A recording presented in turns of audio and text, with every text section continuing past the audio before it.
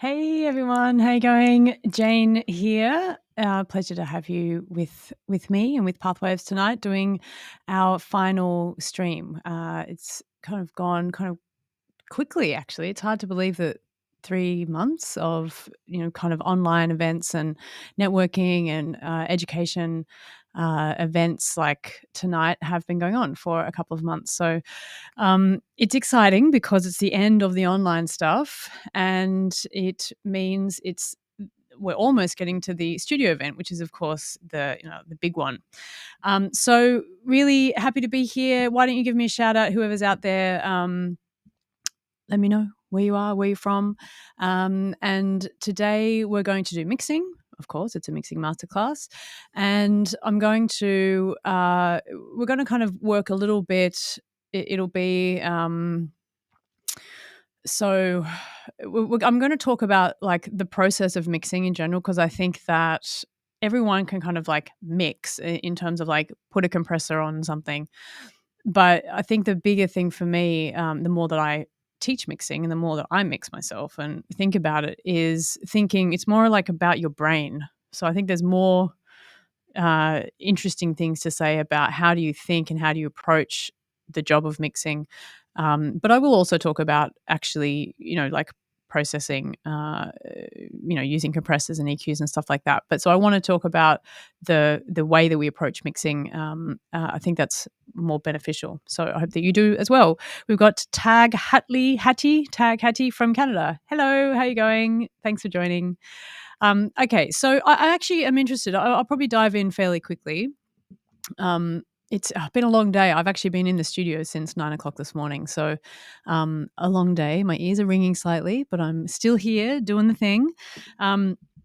So what I'd love for you, those of you who are tuning in, you're obviously tuning in for a reason. So I'd love to know what you're hoping to get out of today. So is there certain aspects to your mixing where you struggle? Have you ever mixed before? Are you wanting to mix but haven't mixed before? Those of you who are mixing, what are the bits about mixing that you struggle with? Any insights? I think it'd be really interesting for you to share through the chat what your kind of challenges are with mixing. My challenges with mixing, I think, is to balance the needs, the desires of the client with my desires for like fidelity, or the needs or the desires of the industry or the genre or whatever it might be, with what I think sounds kind of nice, because it's often, the competition for loud and better and to compete with other people's sound. You always make concessions, I guess, against a kind of a pure mix experience, let's say. So I've been thinking about that a lot. I also it's always a fun kind of struggle, which is about always trying to suck as much power out of the sounds, particularly when we're working with dance-based music or things like trap and hip hop, things that want to hit hard. There's always that kind of struggle and like push experimentation to see how much more energy you can kind of get across to the listener when you're mixing. So they're my things that I think about. So I'd love for you to put in, what are you struggling with? Maybe you're struggling to understand compression. Maybe you have mixes that are muddy. Maybe your mixes kind of have no headroom, or you don't, EQing sometimes is a bit of a mystery, or I don't know. Let me know what you think and where your struggles are. And I'd like to talk about them. So if there's ways that I can help, I'm going to take some questions and try and give you some like practical and useful feedback.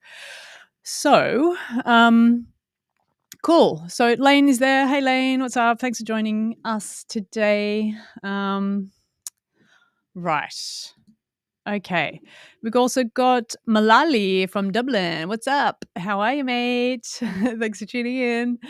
Okay, so mixing. So first of all, I'm going to do a little levels check. So we have, I'm just going to play the track, and this is an opportunity for you to tell me if it's too loud or if it's too soft, okay?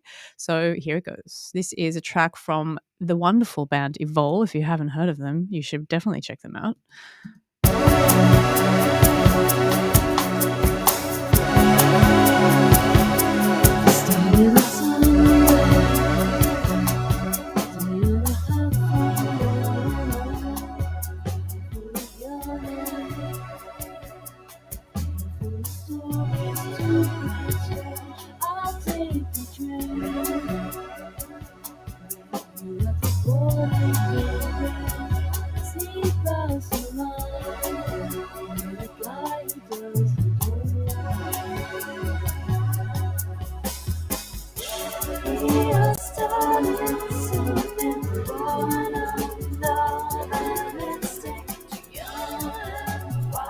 Okay.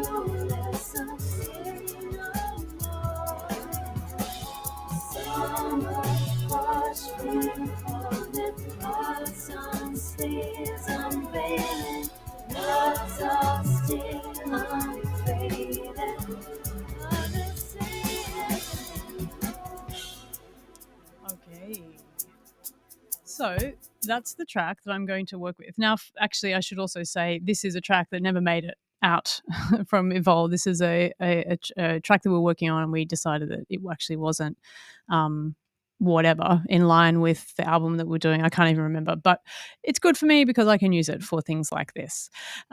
So we were the levels good? Let me know. Okay, so I'll check in. I'm just going to check the chat. I think there's a bit of a delay in the chat, so no one said the levels are bad, so I'm going to assume they're good, but please let me know. Nada's there. Hey, Nada, how's it going? Okay, awesome. We've got some really good questions. Okay, this is actually a really good question. I'm going to show it. So Nada is saying, how do you use a reference track whilst mixing? Is there a step-by-step way of doing it? Do you start with a vox or instrument? Now, that's a really good question. It's kind of, I actually didn't set this up to use a reference track, but maybe I should. Let me think about that and I'll see if I can kind of bring it in. But it's a really good question. The short answer for me is that I do use reference tracks all the time when I'm working with my clients. I'm just going to, so you can see my face again. So when I'm working with clients, I always use reference tracks because they generally have an idea about what they want to what they want to achieve basically, and it helps us to be on the same page. So, and also when I'm doing mixes for my own music, I have kind of goals and tracks that I think are amazing, and I really want to. I'm aspiring to kind of hit that, right? So, maybe one day when I'm like Leslie Brathwaite or Marta Sologni or someone like that, I'll just mix freely. But I definitely like the challenge of working to tracks that I am really inspired by. So yes, always using references. I hope everyone else also does that as well. In terms of using them, I think the first thing to say is that it's really important that they get set up correctly, so that they should be at a finger switch. So I've got a little monitor over here and I've got two inputs, and I put my mix reference coming in a different source input, and I A/B between them. It's like a button that I push. So it's really immediate. So that to me is a really important way of using a reference. It has to be an immediate switch, because our brain, the way that the duration, the amount of time that we remember before getting distracted by something else, if we go and change and do 3 or 4 button clicks, we've lost the focus of the thing that we were listening to. So that's the first tip that I would say. It's really important that the reference is immediate. You switch between your mix and the reference.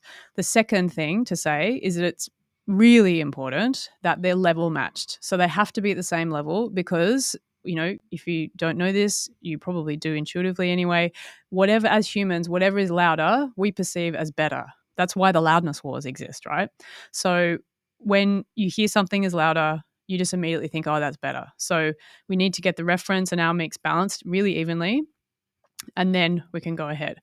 Now, the third thing is that obviously our reference mixes have been mastered and they've been limited. So sometimes it helps to have, when you're going to check with your reference, to have a limiter on your master bus that you turn on. I'm not a fan of mixing with a limiter on. I really say no to that. But when you're listening across for a reference, sometimes it's very helpful to put a limiter on, so that you get that kind of, the what's the word? I've totally lost my words. The way that the sound is more focused after it's limited. Okay, so that's the third thing. And then to answer your direct question, is there a step-by-step way of doing it? Well, I would be specifically using the reference when I'm working on a specific part of the sound. So if I'm working on the drums, for example, I'm going to listen in to the reference while I'm doing the drums. So I listen to the kick drum on the reference, and then I work my kick and I get the kick right. Or I listen to the way the drums are working, the balance between the kick and the snare, and then I check the reference. So I use the reference all the way through the mix at different stages when I want to check in on it. Also, when it comes to, so that might be with the setup, then I'll kind of get into the mix and kind of do it. When I'm finishing the mix, I'm definitely checking A/Bing with the reference and really making sure that I'm getting it as close as possible.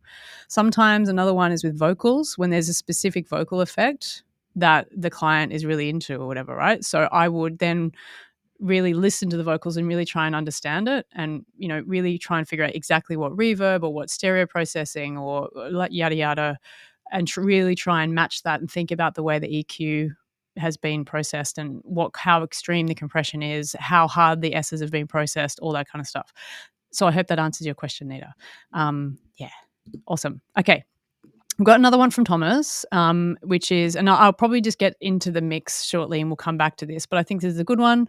So Thomas, hey, thanks for joining. Thomas says, I'd love to hear something about avoiding muddiness. Yes, as do we all. It's a very important part of mixing. How to work with selecting good references. Okay, so I've already kind of talked about that a bit. Maybe I'll give more information about references at the end as well.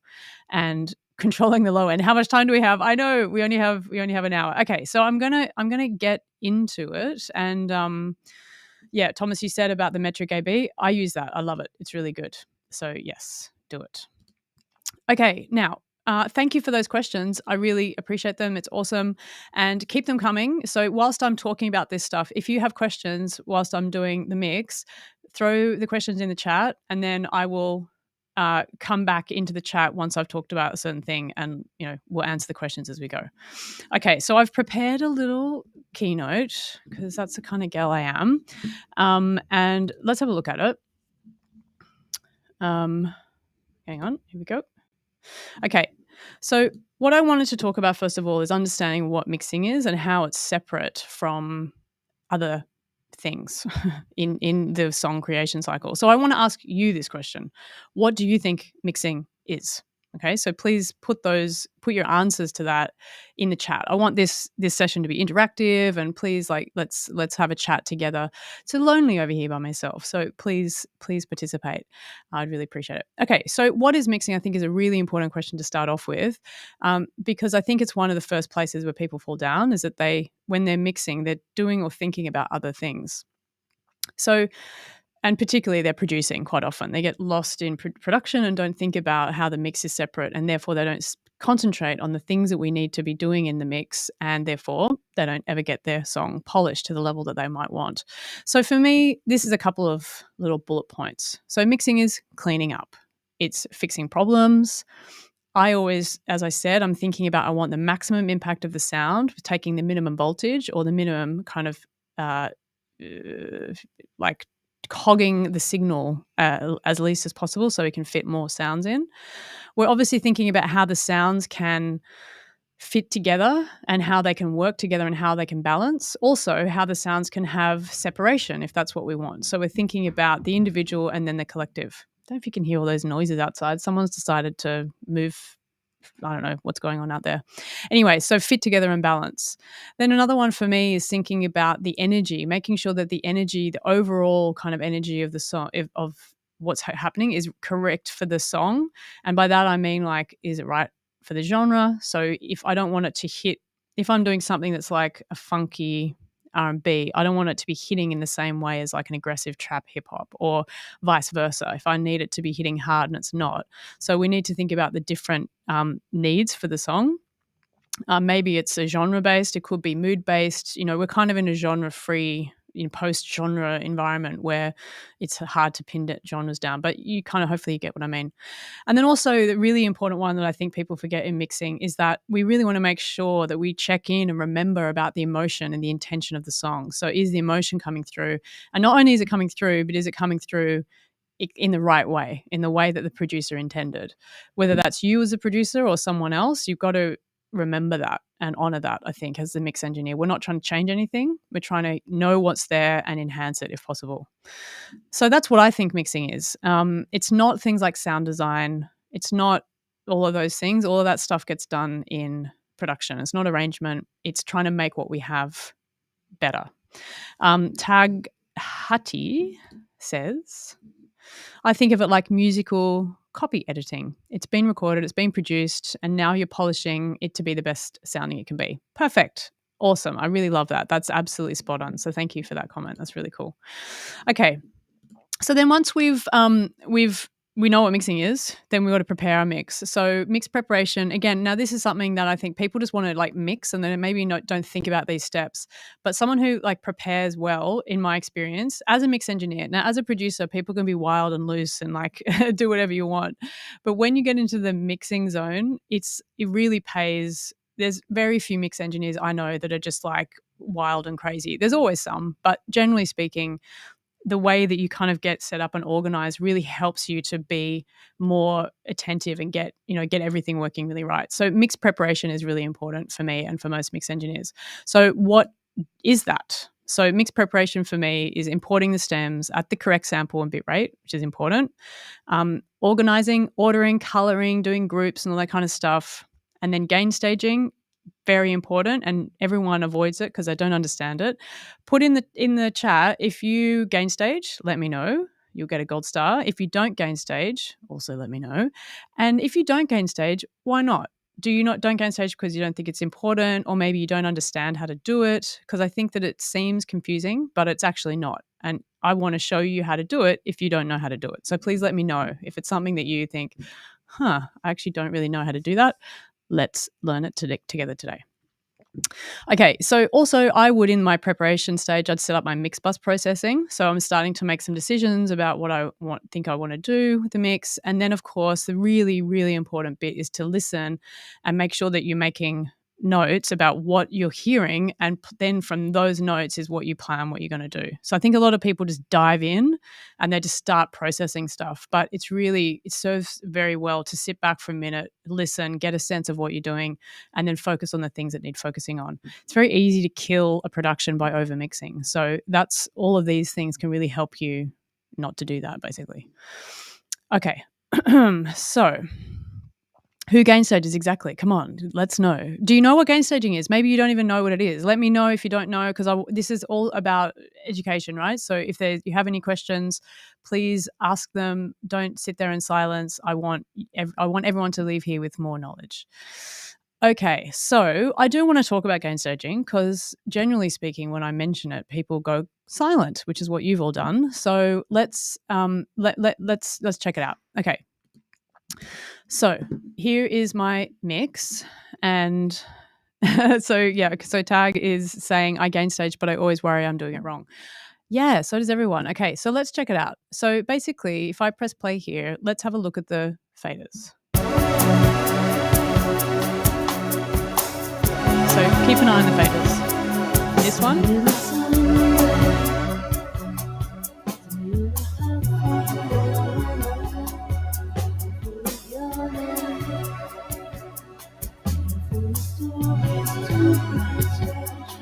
So here is a problem. Okay, I'm going to turn this down because I want to just talk whilst we're looking at it. Okay, so here is a problem. It's clipping on the master, and it's actually clipping quite a lot now. And we've got some clipping here. So all of this says to us that the mix it needs to be gain staged. Now I've got a limiter on here. Now I only have the limiter on here because I'm doing a stream. So normally I would not have that on. And this is helping me control the level so it's not going to like kill everyone, okay? So when we're going to do a gain stage, there's two things that you need to look at. The first thing is if there's any individual clipping, which there was one part, I can't remember what it was, but we'll check it out again. One part was clipping. So that's bad. So some people go, just turn the fader down, right? No, that doesn't work. And I want to kind of explain kind of simply why. Now, Nita said, put this up. I'll just put that up so everyone can read it. I'm going to get to that in a second. So the first thing is if you've got actual tracks clipping, you need to turn them down, and turning the fader down is not the answer. The second thing that you need to know is that if it's clipping on the master, that's often when we're mixing, that's the most important one. And another thing people do is turn the master down. Okay, so sure, you can do that, and people do that. But generally speaking, when we're mixing, that's not the most, like, I don't want to say intelligent, but it's not the most, let's say, productive approach for mixing, because there's two reasons, and I want to explain it.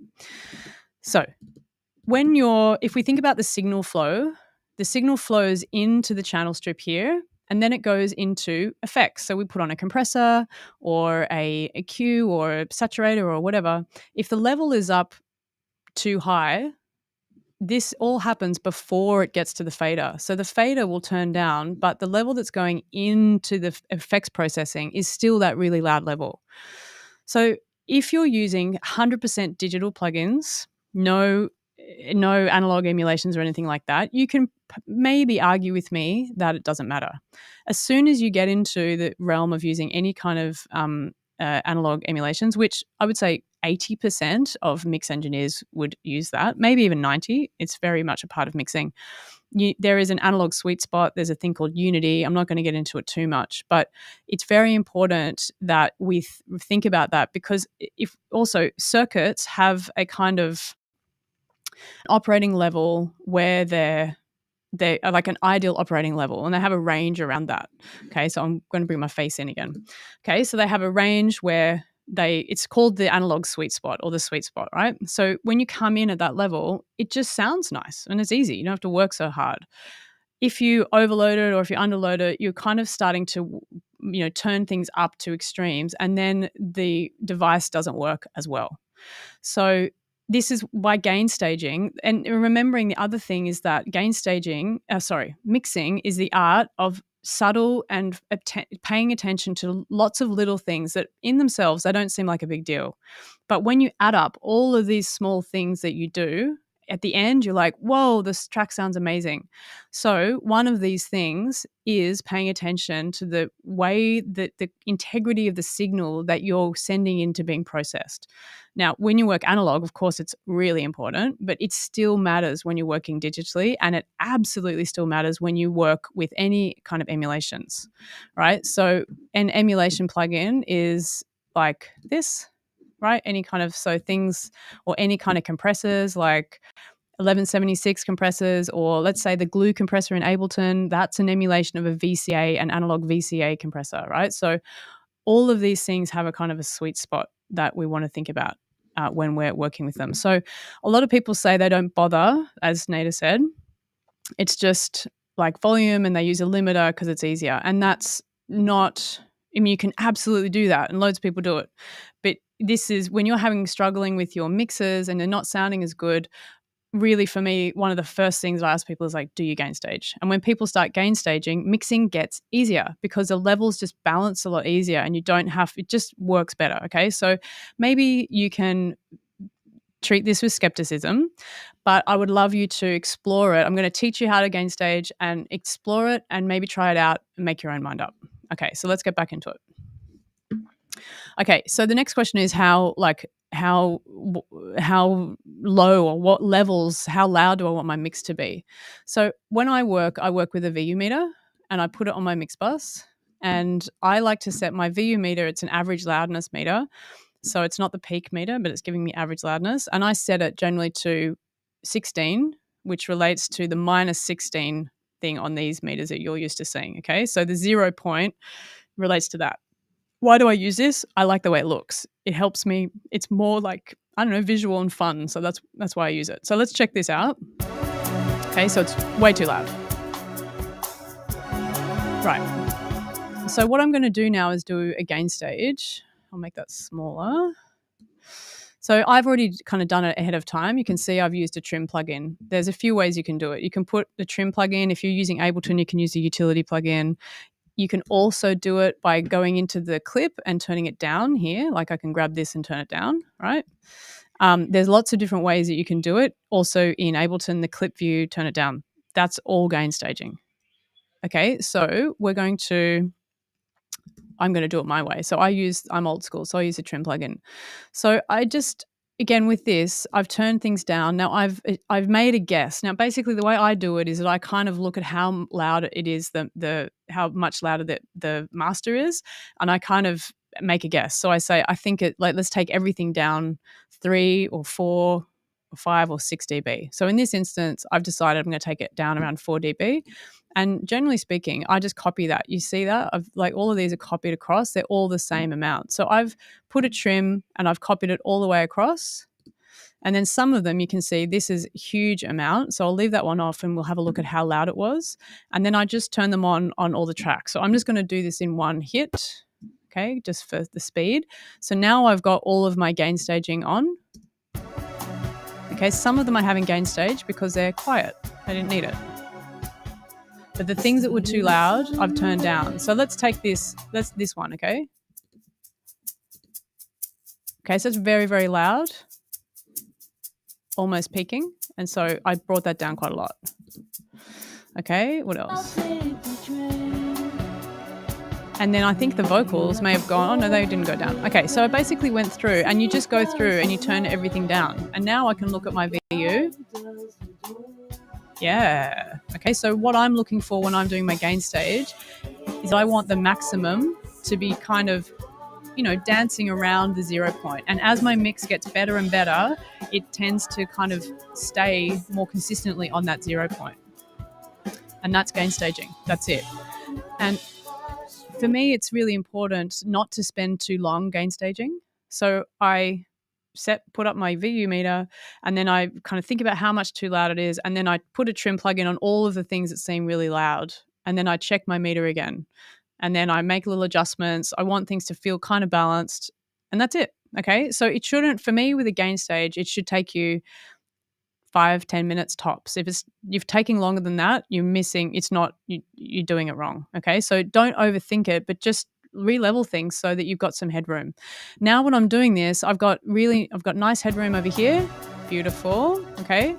And I'm kind of ready to go. And from this point on, my mix is a lot easier, a lot more balanced. And I would love for you to all try it out and see if it helps your mixes to feel a bit easier and flowing a bit better. Awesome. Okay, so Thomas is saying that gain stages was really cool and the minus 10 dB with all faders set to 0 and no signals poking out. Awesome, really good, love it. Okay. Okay, so this is a good question actually. So is it Kivanch? Sorry if I can't say your name correctly. Thank you for the question. So when speaking about gain staging, I feel like it's mostly about turning down the hot signals, but do you turn on the signals when they're way low or leave them be? That's a really good question. And I absolutely turn up signals that are too quiet. So for example, in this, I think that the lead vocal, let me go back to this. Hang on. Where is it? So I'm going to turn up. I'm going to turn up the...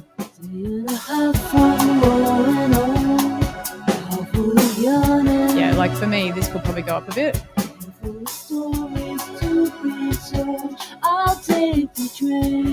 Yeah, something like that, okay? So that's what I would do. Definitely turn them up a little bit to make it all feel balanced before I kind of get in and do anything too much. Yep, absolutely. Thank you for that question.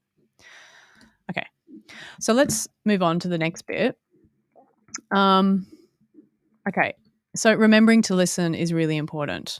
So we're gonna play this, and I want everyone to play the game. We're going to listen to it, and I want you to write in the chat what you hear and what you think needs to be fixed in the mix. Okay, so let's do it. We'll just do until the first chorus, okay? So listening with a mixing mindset, things that we need to clean up, maybe areas of issue, if there's muddiness or things aren't bright or there's energy lacking, all of those kinds of things. Okay, here we go.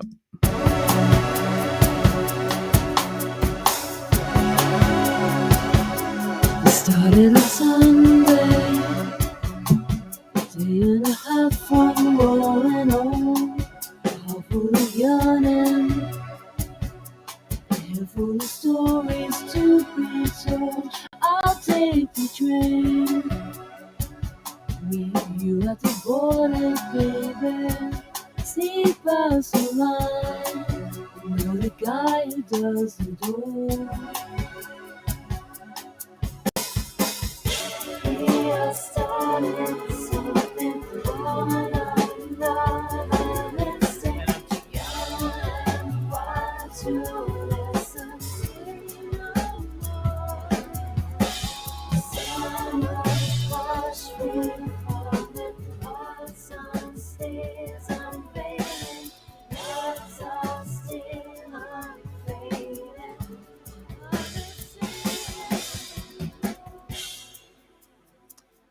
Okay, so what did you think? What did you hear? Love to hear your comments for that. Okay. So Lane's saying maybe there's masking between the vocals and the synths. Yep, I think there's quite a lot of masking actually happening, I think, in this at the moment. So yeah, so the vocals are kind of being swallowed up by the synths when they come out. So that's really good. Awesome. Definitely. Any other things that you're hearing whilst you type it in? I'm thinking that the groove needs to come more. It's quite loose. And that's because these have been recorded analog live, and in the production it's been kept quite just quite natural, and I think we want it to be kind of like tighten them up. We've also got a few more comments here, which is really good. We've got Tag saying the vocals are kind of flat or buried. Yeah, absolutely. Okay, so the vocals are definitely going to need some attention to really get them to sit out, which is kind of connected to what Lane was saying about the fact that the vocals are a bit buried. So absolutely spot on. And then Lewis is saying, I hear the drums are way too loud and the vocals are kind of obscured. Yeah. Okay. So we need to balance these. Now, I have to, full disclosure, I don't have the right headphones on. So I think I'm missing a lot of the low end there because I just turned the bass up. I can't really hear it. So it was too low, but I think I turned it up too much. So this is obviously not, it's not going to be the best mix I've done because I'm not hearing things properly. But we will struggle on. Okay, so the things that I'm going to put in this is I want to get the drums to work and be united and to kind of still be powerful, be a bit tighter, but not kind of take over everything, right? Next is that the vocals need to really want to work on the vocals and really help to focus them and let them shine. And then we want to bring in the synths in the background to kind of support and create this emotional kind of mid-range and vibey kind of sensual, nostalgic kind of woozy feeling that the song has as well. So that to me is what the kind of that sticks out to me when I listen to this is these are the things that I need to do. So I would never start a mix before I've really thought and listened to this and become really clear about what it is that I need to do. So I hope that you will do that as well in your mixes. Okay, so we've done our listening, which is also often called discovery and framing. We've listened and we've thinking about listening for the right thing. Okay, so I just wanted to make this point that quite often people listen, but maybe they're not listening in the right way. So from your comments, everyone's listening in the right way. Legend. Okay.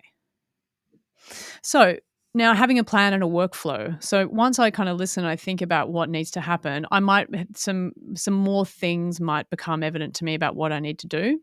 So I really think that the plan and the workflow are important. And some people have a set workflow and a template that they use all the time.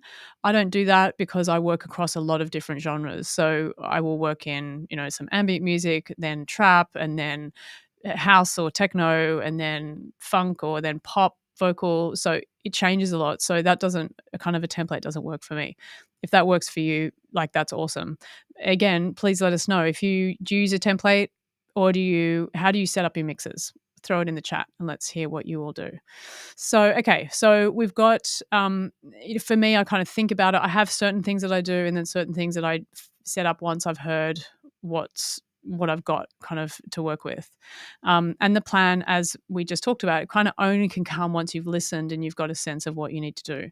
So for me with this, I want to think about how do I tackle this? And the question is the ultimate question is, what is the driving force of this song? What's the most important thing of this song?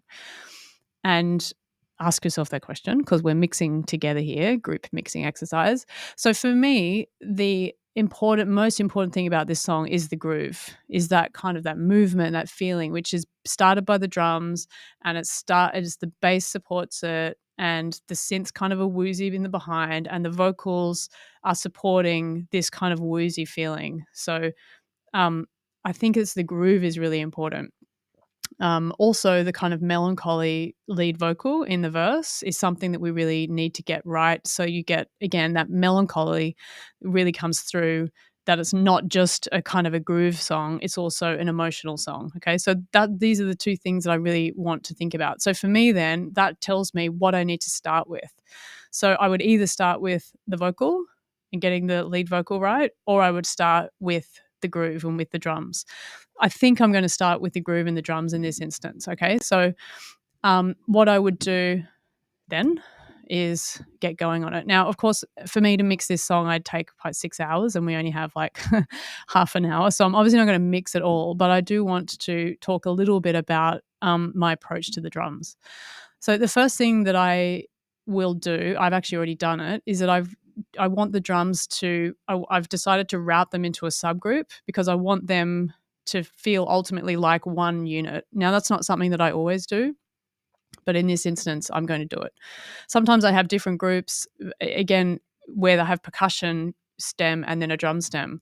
For this, all the percussion stuff, I want it to feel part of the main groove. So that's why I've decided that I want it all to go to a drum sub. Now, why am I putting it to a drum sub? I would only do that if I have a plan to do some group bus processing on it. And I've decided I want to use, now I'm using this for saturation and compression. So, saturation and tone, subtle tone adjustments, which saturation is like compression and tone, right? So, and also I might even go one step further and put a compressor on it. Now, the compressor, I want to talk about, I'm going to talk a little bit more. I've got another section which is on the right tools for the jobs, but I'll start at now. So on a mix bus, what kind of compressor should I use? So please let me know what kinds of compressors are good to put when you've got group processing going on. I'm going to pick one here. Let me just think about it. I'm going to go for okay, so I've got one in mind. I'm going to do the one of my favorite ones. So Fatso, actually, and I want it to be not the junior but the senior. So this is UAD plugins. I'm a big fan of UAD stuff. Mainly, I guess, because I'm an analog girl originally, an analog girl in a digital world, as Erykah Badu loves to say. So I really love emulations of stuff that I use in the studio. So I'm going to use this one. I'm using it for two reasons. I want to be able to pass the low frequencies so that they're not being compressed because I've got some low drum stuff that I want to come through. And I also like that this has a tape emulation that's going to give me even more saturation because I want that kind of gritty, kind of analog retro vibe to this. So that's why I'm choosing that. Okay, so I've got my mix bus, my kind of sub mix set up. Okay, I'm just going to leave that as it is for now. I also need to make sure that I've got my mix bus set up before I get it actually into the mixing. So let's check in on that. And my mix bus is always, 99% of my life is an SSL G-bus compressor. When I can use the real one, I do. Then I often have a subtle EQ on the master. In this case, I'm not using it at the moment, so I'm turning it off. And then I have 2-track master tape, is because I'm a really big fan of tape. So I use that quite often as well. So I turn that on. Before you start mixing, you should always set up the mix bus, right? I guess most of you know that. And you can hear already, it's already started to do some nice things to it. It started on Sunday, day and a half from rolling on, half full of yawning. Okay, now the question, do you know how to set up a mix bus? How do you work with your mix bus processor? Generally, the low compression ratio with a slow attack and a kind of fastish release, or sometimes people like to use auto. I like to set mine myself because I'm a control freak. Okay, so, and again, with the compression on a mix bus, gentle compression. You don't want to go too heavy on it. Okay, so there's only like a couple of dB of compression happening there. Okay, check in with. Check in with that. Make sure that I've not turned it up.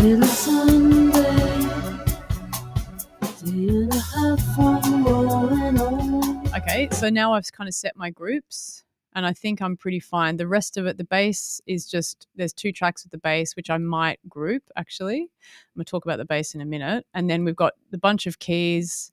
And then we have the vocals. Now, with the vocals, there's a lot of harmonies. And I think with the vocal harmonies, I'd also like those to go to a subgroup.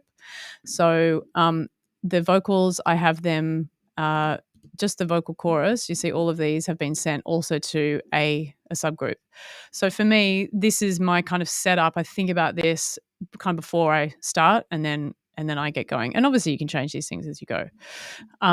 Cool. So yeah, Thomas is saying he likes analog obsessions. Yeah, thank you for saying that. This is really good because I think that a lot of people can't afford to like use UAD and stuff, and totally, but a lot of us really love the analog stuff, and Analog Obsessions is amazing. If you go to the Patreon, you can support them. You can also get their plugins for free, and I really highly recommend them. They're awesome. So thank you for that, Thomas. That's really, really cool. Yes, very cool. Okay, thank you for that. So what else have we got? We've got someone else also saying Kivanch has a basic template with different settings, such as channel strip emulations and effects. Cool. Yeah, totally. I think, and that's really interesting for you to create your own sound as a mixer. Absolutely. Nice one. Cool. Okay. So let's check back in on where we're at. Okay. So we've planned it. We've figured it out. Now we're basically ready to start actually mixing. So for me, this is really important. Knowing your tools, and which leads to you being able to pick the right one for the job. So anyone can throw a compressor on anything, right? And I see it a million times a day, right? You use anything you want, just do stuff and then call yourself a mix engineer. Well, not even call yourself, but, and I'm kind of being a bit mean here, and that's really good because it's actually good. It's a first step, and it's important to get in and experiment. So once you've started to kind of do that, the next thing is that you need to spend a little bit of time learning the tools. So not just like, and I really am a proponent, not for just learning. Now I'm going to go big here because I'm going to get into Jane the teacher mode. So I definitely think there's a time for fiddling, knob twiddling and hitting buttons and trying stuff out. I think that's really good, and that's a really important part of it. But with the amount of stuff and the amount of gear that we use as mix engineers, whether it's software, so it's plugins, or whether it's actual hardware in studios, there's a lot of stuff, and they all have different things and they do really cool stuff. And there's certain things that you won't find out unless you read the manual. I love reading manuals. I know I'm a total geek, but it's just really cool. You just get so much information out of it. So, for example, like what did I read recently? Something I read, the Pultec manual, the EQP1A manual.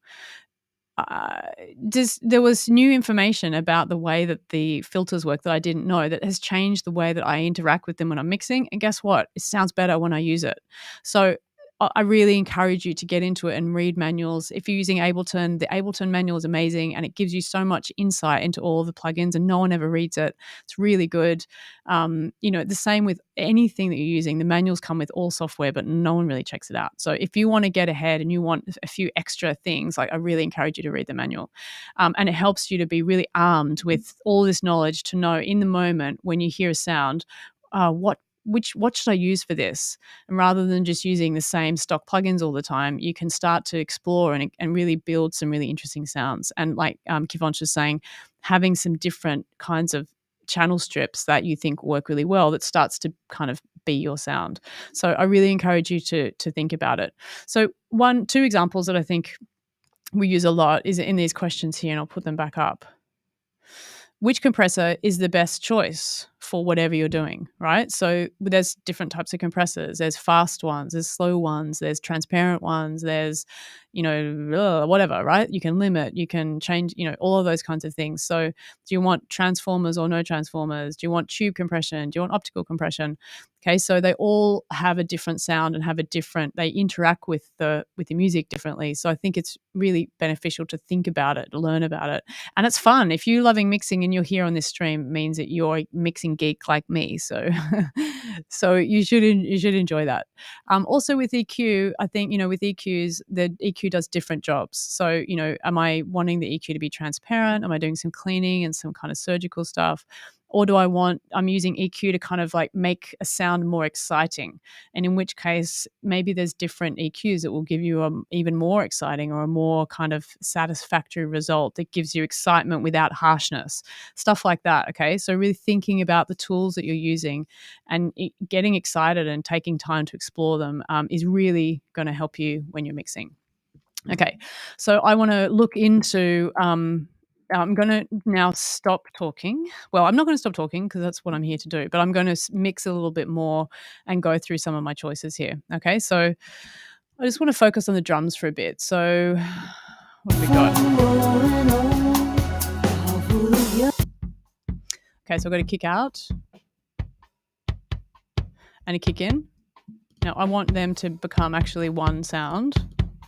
But first of all, I want to EQ them slightly independently, and then I want to also do some other processing. So they're recorded live, and I want to clean them up, so I'm going to put a gate on them. Okay, so gating is also something that people don't really know how to do very well. I won't have time to go through it in too much detail, but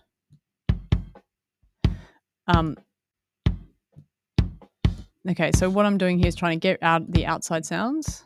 And with this one, the kick in is clickier and this one is wider. So one of them needs to be wider with the hold and the other one can be kind of just tight.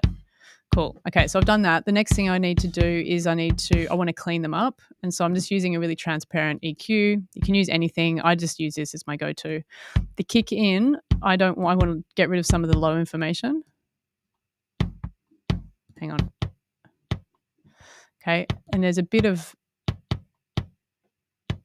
too much energy up here and also in the top. I want it to be clicky, but not that clicky.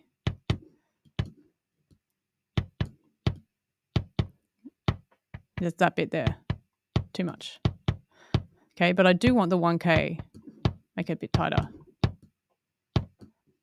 Now there's also, as I'm doing this, there's a bit of looseness. If I focus on this bit here, this stuff here, if it's too loud, makes the drum feel loose. Okay, and now I'm also have tightened the curve, which focuses the low end and actually gives a little bit of a push, if you notice, around here, which is to do with phase and EQ, which I'm not going to go into too much now. Okay, so I feel like I've got that okay. Now let's listen to the other one. Now, I'm going to copy this across. First of all, I want to make sure I don't do the same thing. This is my bass. Cool. Now for this one, this area is there's some problems with it. No, I'll get rid of that one. If I take this off, can you hear that? Is it loud enough or is it not loud enough? Let me know if I should turn it up.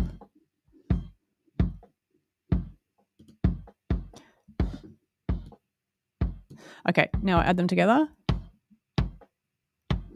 If I turn these off. Okay, so I've cleaned it up, and now what I want to do is that I've cleaned them up in the way that I'm happy with. I want to combine them, and I want to compress them as one. So this is another thing, thinking about the kind of the workflow. So here I'm going to, both of these, let me get the thing right, and I want to create a new track. It's going to be a mono drum, so-called kick.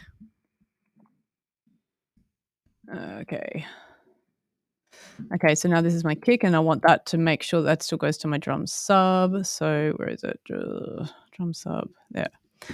Okay, and now for this one, I'm going to put an EQ, a compressor on it. Oh, sorry. Okay, so throw a compressor on. Now, which compressor will I use? Now, for this, it's a kick drum. It's like moving. It's kind of quite dynamic and quite fast. So I want to bring out those dynamic aspects of it.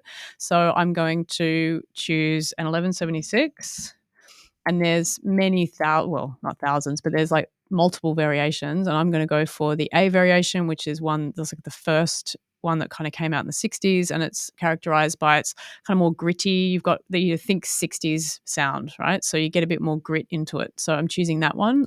That's particular circuit. Cool. Okay, now let's set this up. Okay, I want actually quite a lot of compression because the drums are quite organic. I want them to be tighter. Now, a slow attack. Now we're going to gain stage it.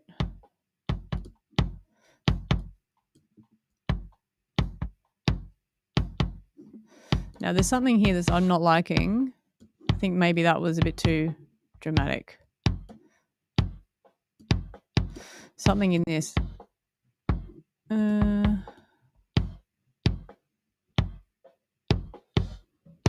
There it is. Okay, so that bit there was not sounding great. Okay, cool. So I'm happy with that. And now at this point, when I've got my kick, I can start, because the kick is like the foundation of the mix, okay? So now I've got this set. I actually need to gain stage this up because it needs to be louder because it's too quiet. Now, for me, this is maybe not the best gain stagey thing. Maybe it's too quiet here. I should have left the kick louder. So I'm actually going to do that. It actually turns out that I did the wrong thing with that gain stage. And then here, it's obviously going to be compressing a bit too much now. But also because I've turned it down and in my mix, I want it to be louder, I'm actually going to use the output here to match with my VU meter. So let's check it out. Okay, so let's get it a bit louder.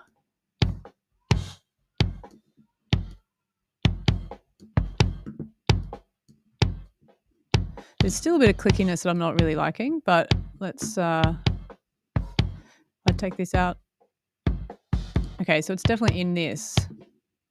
So this is, I'm just going to bring this over more to like take more of that click out. Okay, bring it back in. Maybe I went too hard there. Okay, so cool. All right, you kind of get what I'm doing anyway. Trying to get that shape and make it feel good. Now I've started off with a kick drum because it's important in the track. Let's move to the next one. Cool. Now there's actually rim shots and snares. I've also used a gate for these.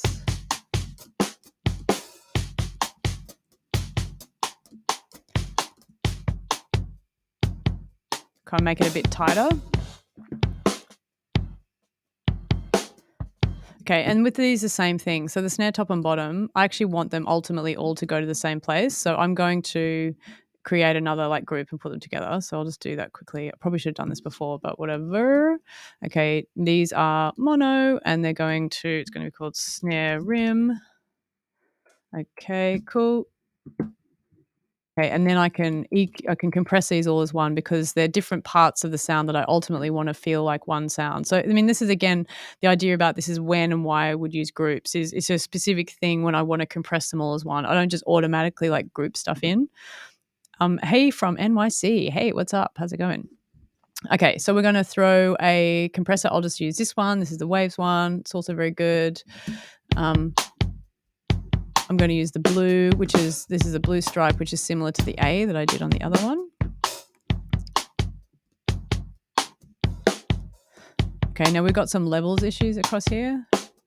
Now we can hear that the rims are sounding good, but the snares not so much.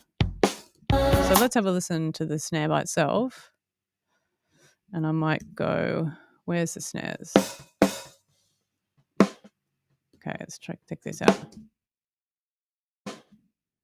Okay, so with this snare, if you can also hear it, there's too much low frequency info. Now I'm going to use something else because I can. I'm going to use this, another one of my faves, because I'm a big fan of SSLs, so I'm going to like clean this up a bit. So I think that there's a bit too, like something in the low mids. Is it this bit? Yeah, that bit there is too pronounced. So I want to bring that back, which is like 300 hertz. So it was a bit too like muffly in the mid-range. I actually want to bring in a bit more of the sparkle. So I'm going to bring up 8K, just a touch. And where that click is, where the rim is hitting it, it's a bit too tight, which is about 1K, I think. Okay, bring that down a touch. So it's already sounding better. Bring in the bottom, which is the snare part, and it sounds a lot nicer already. But I was about to say, it feels like it's over compressed. So we need to chill out with the input. And I want to loosen the release, a bit more fun. There we go. So I've got an 8:1 ratio. So it's it kind of when it grips, it pushes down harder, but it's not working on as much of the signal. So let's listen to these now all together. Cool. It's kind of got a nice, starting to hit, just get that hit feeling. Now I'm going to go over to my bus subgroup, right? So this is the compressor of all of my drums. And now I can dial this in a bit. Now with this one, I really want to maintain unity because I've gone a bit wild there. So I just need to make sure I pull it back so it doesn't go over. Okay, so now cool, I've got my kick and snare feeling really good. Now when I bring in the other stuff, which is the ambient sounds of the drums, maybe not that one. So let's do these ones. So this is giving it the life and the energy and the space and the movement. I've really controlled my kick and snare so they hit hard and they feel really nice. Actually, maybe I shouldn't talk over that. So I've controlled the kick and snare so they're hitting really nice and hard, and then I brought in the ambient sounds, and then it has that nice movement that kind of comes back in. If I'm mixing this, I would probably do more to like maybe tune in some of those, cut out some of the low parts of these ambient mics because it brought in a little bit of masking and it started to kind of push the fader a little bit in a way that I didn't really hear it, but it was taking energy.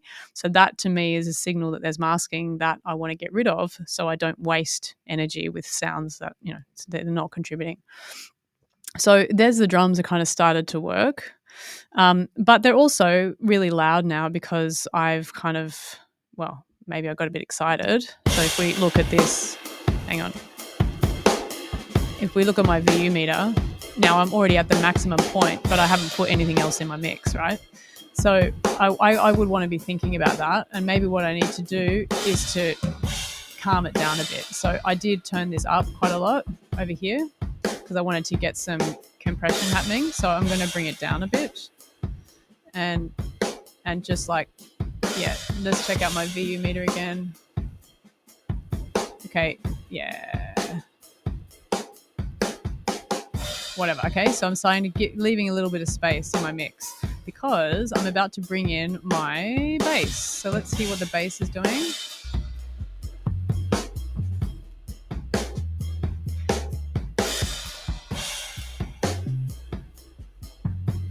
Okay.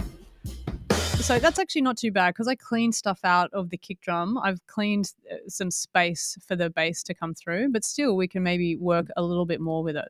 So now I'm going to like spend a little bit of time with the kick and the bass, and let's see what's going on with these.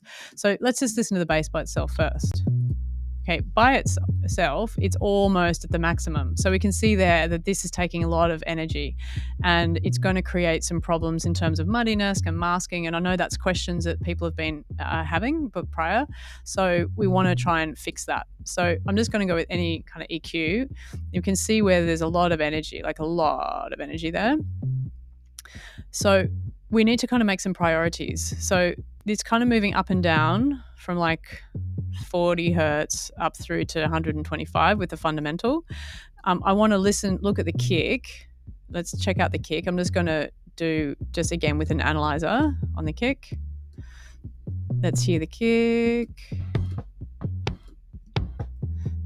Okay, so the kick has also got energy there as well. So that means that they're like both of them are competing for the same space. So I would want to make some priorities around this and clear some stuff up. So I have decided I want to cut out a little bit in this area I'm going to cut that away from the kick and let the kick pronounce the kick. So I want to pronounce the first overtone of the kick. So this area here, I'm going to bring that out a little bit more because of the fact that I'm taking it away from. Okay, you can take it either way, basically. So there's one way, so there's that. And then I go into my bass and I take away the bit that I boosted in the kick, which is like you can check exactly where it is. You can see how there's kind of the mid-range comes through a little bit more. Or I might decide to do it the other way, where I'm going to take out this bit because I want the low part of the kick actually to come through. And then I'm going to push this area and then do the inverse at the kick, if that makes sense, right? So let's try the other way.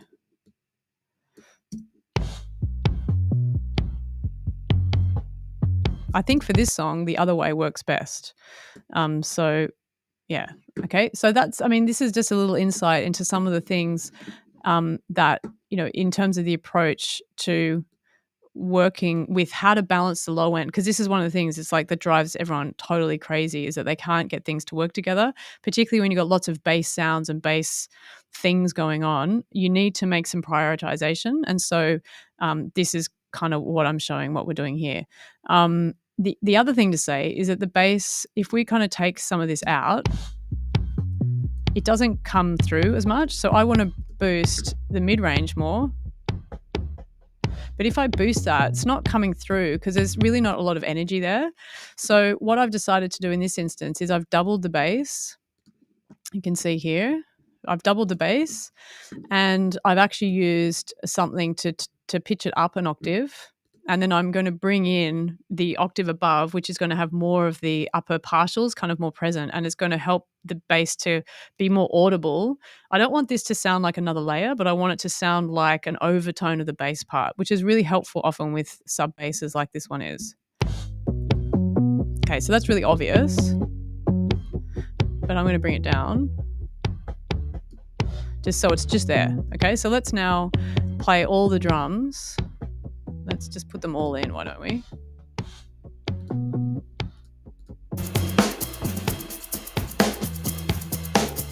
Okay, if I take this out, hang on, how do I do it?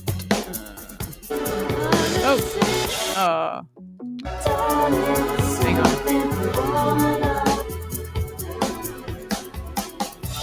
I mean, I can even leave it in. Okay, so if I take this out,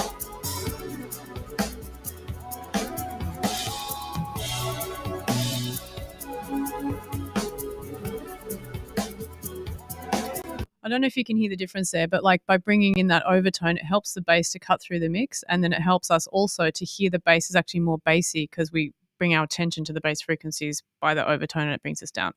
Okay, look, anyway, I'm getting carried away. I'm just about to start mixing this for real, and I noticed that an hour has already gone past. So the idea here is just a kind of some insight into, the process, the thinking behind making certain decisions, which kind of, I particularly want to focus on compression in terms of thinking about which compressor is best for the job and how would I use different compressors in different ways. To help kind of give some insight into, we do the same kind of thing across the rest of the mix. Yeah, cool. So Sandrine is saying that the subtraction and addition of the EQ frequencies of the kick and bass is really interesting, and it definitely makes them go together way better.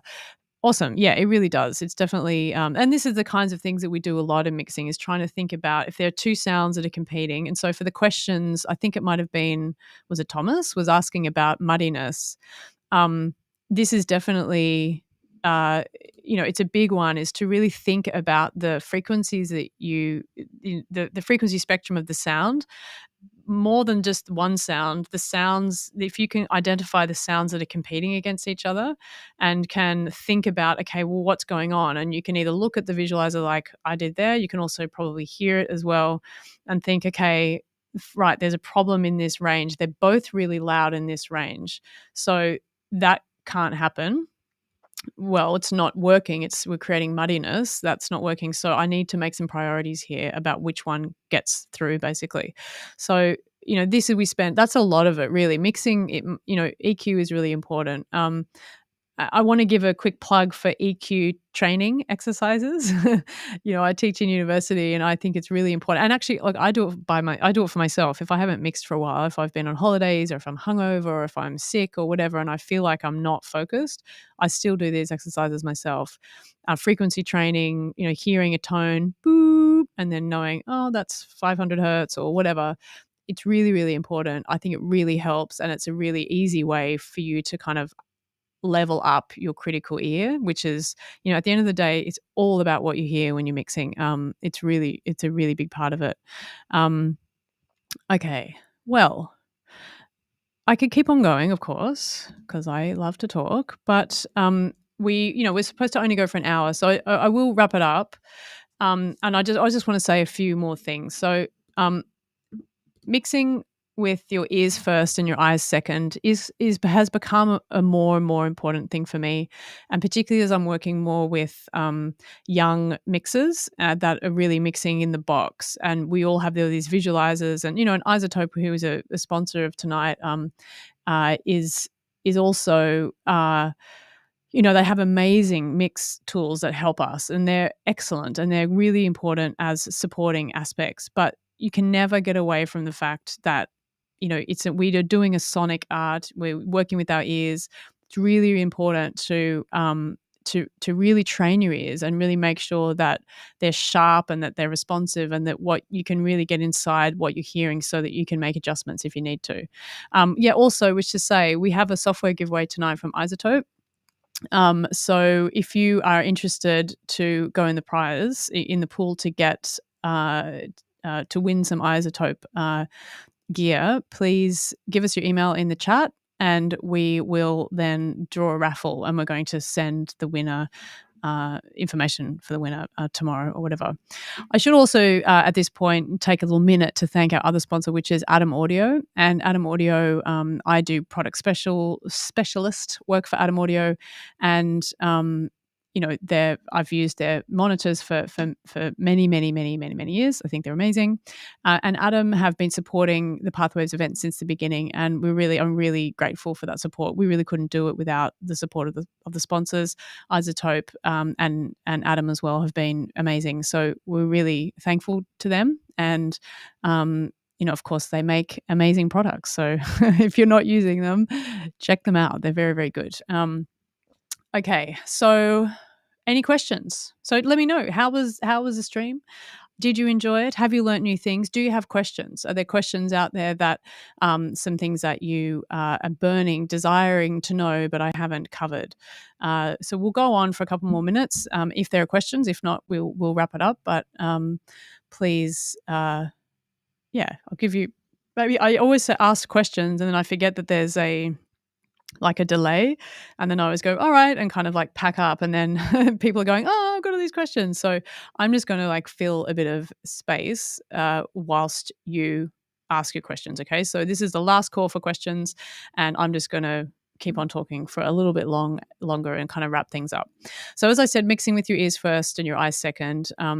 Definitely meters are important. I'm using them, and you can see that I'm using visualizers and meters, but it's supporting me. After I've heard something, I can go there and I can get that, what I think I hear, confirmed, and it can help me. But really, if you're relying just on mixing with your eyes, you're going to do bad mixes. And it's really, really important. Okay. Now, the second, no, this is the ultimate, I was going to say the penultimate thing, but this is the final thing that I wanted to say. I really think that, mixing and also being creative in mixing is about thinking about your critical approach, which means engaging your brain and really being aware of that part of it. So it's not just do stuff. I think that if you think first and you kind of have a plan and you kind of, put together all of your knowledge and research to solve problems in a creative way. I really feel like that's what mixing is we've got issues, we've got desires, we've got space between, okay, this is a production and I want it to sound like that. It's not sounding like that yet. Or even the finishing and polishing of things, giving it an extra sparkle. This kind of creative solutions to these problems is what mixing is all about. And this is when mixing is really fun, when you get to cool, what if I did that? Or maybe I could try that. Or, this is when it's really fun, rather than going in and processing the life out of everything that you have and then killing the mix and almost wanting to kill yourself by the end of it. Definitely mixing can be heavy, and we've got to move between the microcosm and the macro, and we're moving in and out all the time. And if you don't move out and get a big perspective, this is where a lot of trouble happens. So please, hopefully you this is kind of my mantra. This is my approach and the way I think about mixing. And so I hope it's been interesting for you. Before I caught myself, before I went down a deep hole of mixing, as it can tend to do. I'm glad that you've have your questions answered. Thomas says he got his or their questions answered and learned a lot. So I'm really happy that you learned a lot, and thank you so much for tuning in, and thank you for all the questions. I really appreciate it. And Tag is saying it reinforced some knowledge that I wasn't confident in, and I really appreciate it a lot. Yay, that's really good. So that's that's definitely what it's all about. So thank you so much for coming. Thank you for your questions and your participation. Really appreciate it. Okay. I guess that's a wrap. There's no more questions coming through. If you would like, now I'm noticing that no one is putting their email in. So does no one want Isotope software? If you would like Isotope software, please put your email in the chat now. Please do it now. For those of you who are watching this later, the raffle will be drawn. We'll make a decision on November the 10th, which is Wednesday, November the 10th. So if you're watching after Wednesday, November the 10th, don't bother putting your email into the chat because it will be no longer. Really great. So Sandrine has tuned in late, but has also gotten some stuff out of it. So I'm really happy to hear that. That's great. Thank you so much for tuning in. Okay, everyone, that's a wrap for today. And thank you so much already for Ali in the Pathwaves chat, and of course to Andrea, who's a legend, who's doing lots of organization and management of all the Pathwaves stuff. So thank you to you both. Thanks, Elaine. Thanks for tuning in. Thanks a lot, Nita. Thanks for your questions, and have a lovely evening to you all. All right, everyone.